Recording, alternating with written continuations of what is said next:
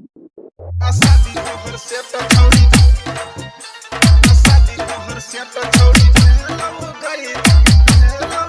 आ दुआरा बड़ी जे बाटे लव गई शादी तोहर से तो छोड़ी लव गई दुआरा बड़ी जे बाटे लव गई डीजे विजय लंगूरवा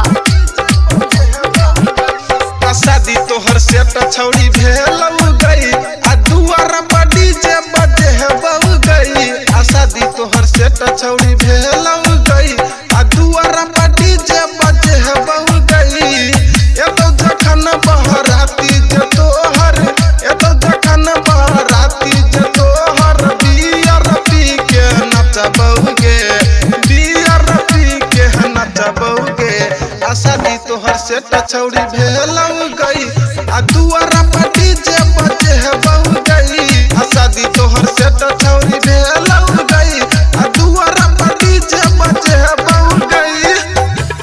शादी तोहर से तो छौड़ी भेलव गई आ दुआरा पटी जे बजे बहू गई शादी तोहर से तो छौड़ी भेलव गई आ दुआरा पटी जे बजे बहू गई दुआरा पटी जे बजे बहू गई अपने हाथ तोहर नाम हम लिखबौ गे गे कहब त तोर हम मरब सजेबौ अपने हाथ तोहर नाम हम लिखबौ छियो हम तोहर दीवाना गे छियो हम तोहर दीवाना गे शादी तोहर से त छौरी भेलव गई आ दुआरा पटी जे बजे बहू गई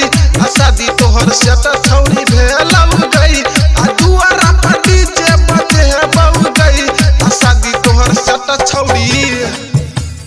शादी तोहर से त छौरी भेलव गई आ दुआरा पटी जे बजे बहू गई शादी तोहर से त छौरी भेलव गई आ दुआरा पटी जे बजे बहू गई आ दुआरा पटी जे बजे बहू शादी तू टका गल पिया के घर गए सिंगर सुमन के छल तू जान गई गे गे शादी तू टका गल पिया के गान गए सिंगर सुमन के छल तू जान गई अभिराम उमेश